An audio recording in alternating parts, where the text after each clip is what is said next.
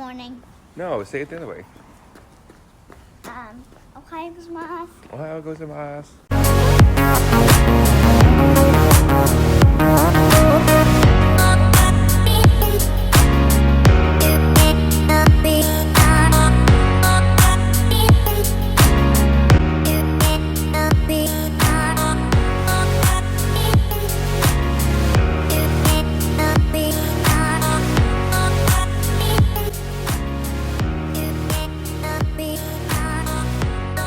Hi, my name is Leo, and I'll be with you in a second.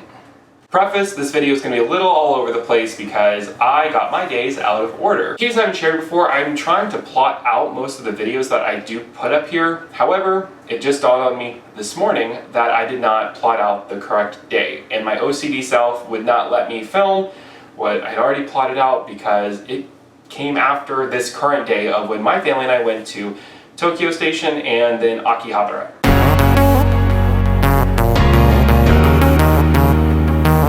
This was our second full day in Japan. I really enjoyed the morning that we had. We were very chill. We were not quick to try and get anywhere specific. We were taking it easy. We ended up taking the train toward the Tokyo Station, but we got off at a wrong stop. Don't know how, but it happened. And we ended up walking about 1.5 miles to get to the station. On that walk, we stopped, we took some pictures, there was a phone booth, we then just took some pictures of the architecture in the area that we were at. It was really pretty to see Tokyo wake up and start their morning as we were starting our day ourselves. In case you missed it, in the questions that we asked before going to Japan video, Sal said that he really wanted to have more ramen.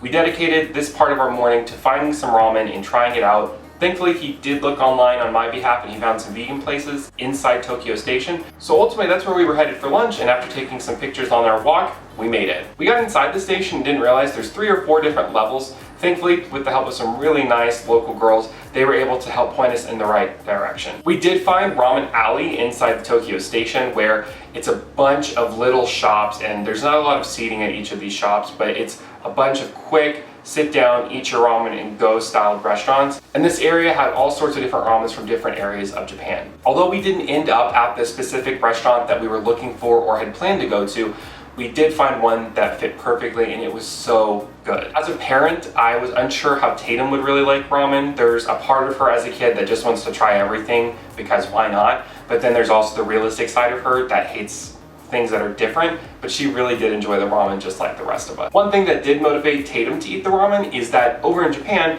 it seems that it is a good custom whenever you're eating ramen to slurp. It's a way of signifying that the food is really good. They don't consider it as disrespectful as here in the United States, where we see that slurping or making a lot of noises while you're eating is kind of gross and rude. It seems, based off of people who have been to Japan sharing information as well as locals in Japan sharing information online, that slurping within reason does tell others that, wow, this is really good food. After eating the ramen, we went on to our second adventure at the station, which was the Traveler's Factory. Now, it was a little walk away from Ramen Alley, so we stopped and we had some sweet treats. We also took some other fun pictures, but when we got to the Traveler's Factory, that is a place that is solely dedicated towards a traveler's notebook. This is what Salvador bought from the Traveler's Factory. Everything is sort of a la carte, so if you end up going to one of their 3 locations, do keep that in mind.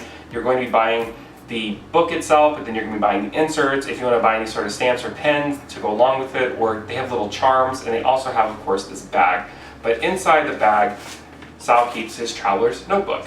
I am going to do a video on mine at some point. However, mine has more than just my Japan trip, so I'm trying to figure out how exactly I want to do that video.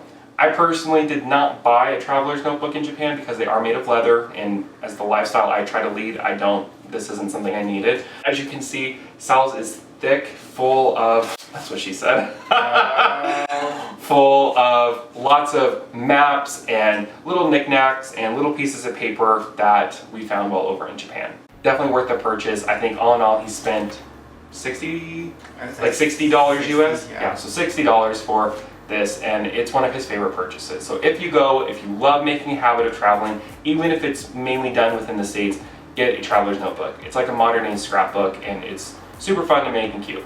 Lastly, and I don't think you can see it from this far in the video, but This is an exclusive traveler's notebook because it even says from the Tokyo station. So if you go to one of their various locations, depending on, of course, the year and time of year you're going, they may have exclusive books that you can get to, I guess, make it that much more memorable. Moving on from Tokyo Station, we briefly visited the Imperial Palace Gardens. There were a lot of tours going on as it was the weekend. We did go in, and I think it's free to go in, but they ask that you hold on to some sort of a coin or a paper that you do return, so don't try and keep it. It's their way of keeping track how many people are inside the garden at any time. When you leave, you do have to give it back. We visited for a very brief amount of time. Tatum took her nap there because it's so peaceful. We were unsure because it seemed inconsistent. Some people and some videos that we watched prior to going to Japan said the Imperial Garden is a place where you're very respectful, you should be very quiet, do not eat, anything like that. But when we were sitting down, there were a lot of older locals who were eating, enjoying their lunch there, so I don't know. If you're going to go and you're going to plan sort of a picnic out of it, just be aware of your surroundings, and I would not do anything that people around you who are local to the area are not doing.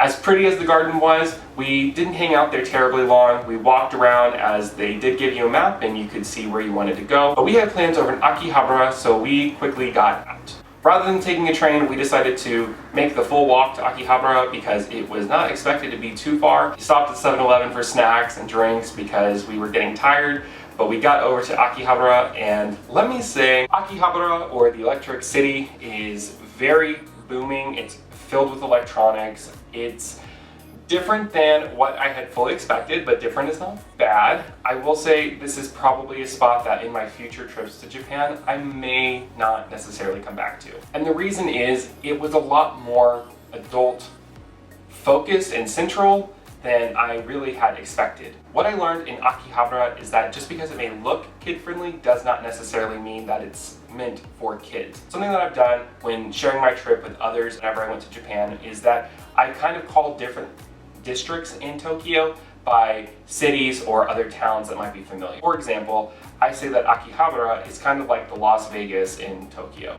And what I mean by that is they have sort of casinos, but rather than a traditional casino that you might see in Las Vegas, it's a video game setup that is meant for adults only. And you can tell if it's meant for adults only by stickers that they have outside of the entryways. If there is a 18 with an X or a slash through it, that's not for kids.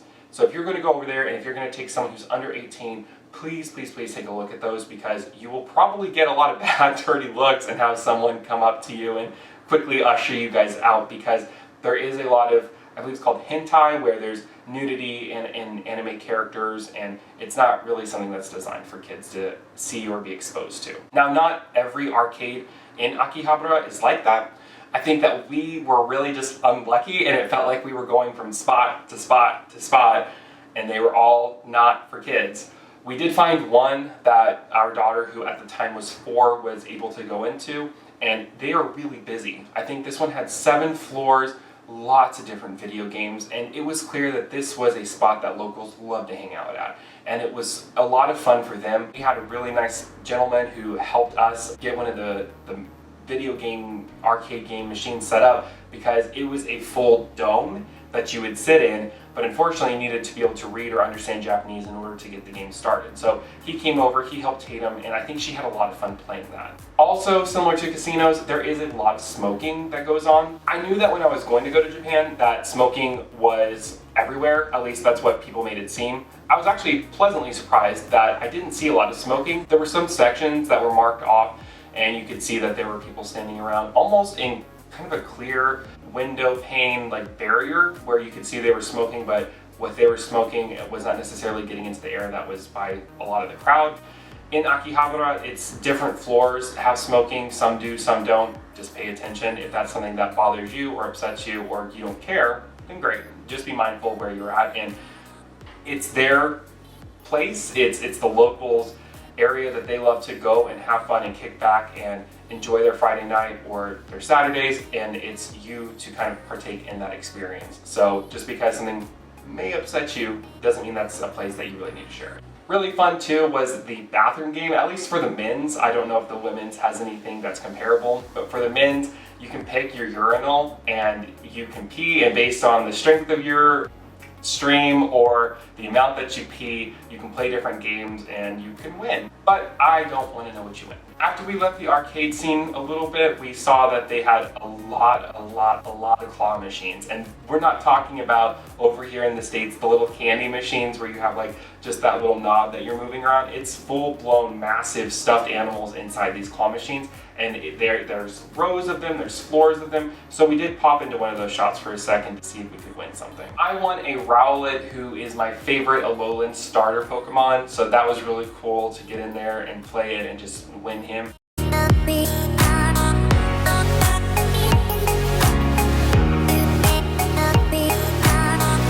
There were definitely some guys who were watching to see if I was going to win or if I was going to give up, because I could tell they were ready to come in and take him, but thankfully I got him first. We also, while in Akihabara, saw a huge big store, the biggest one we saw, and that's where I got my little Switch controllers, one of my favorite little souvenirs that I brought home because the yellow made me think of Pokemon. That was a cool thing to pick up while there. I know they had tons of Switch accessories on the very top floor. I think it was 9 or 10. At every floor they had was filled with genuinely good electronics. It was really cool to see the Sega arcade.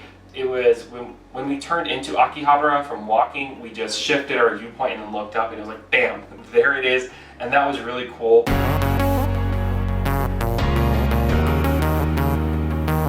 While walking that crosswalk to get over to the building, we looked off to our left and there were some people who were playing Mario Kart with the little go-karts. And that's something that when you're looking up things to do in Japan on a vacation, that pops up for a lot of places. So although we did not do that, it was nice and it was fun to see other people really enjoying the activity. And lastly, near the Sega arcade building, down at the bottom near the street, there was a vendor selling Magikarp. And he was selling, it was little treats, and I think they had chocolate or cream filled in them. It made me think of that scene in Pokemon to where it's from the very first season, and James from Team Rocket ends up buying the Magikarp because the guy's selling it as this rare fish. But Sal dressed up, he was in his Magikarp getup, and we got a couple of them. They were so freaking good. And that was a nice treat to have as we anticipated our dinner later that night at the Pokemon Cafe. That is going to be its own video, similar to how I made a video for the Kawaii Monster Cafe. Pokemon Cafe is going to be its own video where I'll talk about the food that we had there, the experience, as well as that Pokemon Center itself. Overall, Akihabara, the Electric City, was really cool. It was filled with neon lights. It was filled with loud, in-your-face animation and sound effects. It was something that we were glad we got to go to.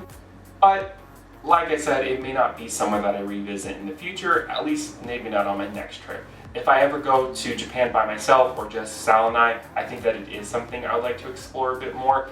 Not because I'm dying to see the adult stuff, however, I'm intrigued because clearly this sort of art and animation style does have a place in Japanese culture. I hope you enjoyed this video. Thank you so much for taking your time to watch this. I will be posting another video next Tuesday.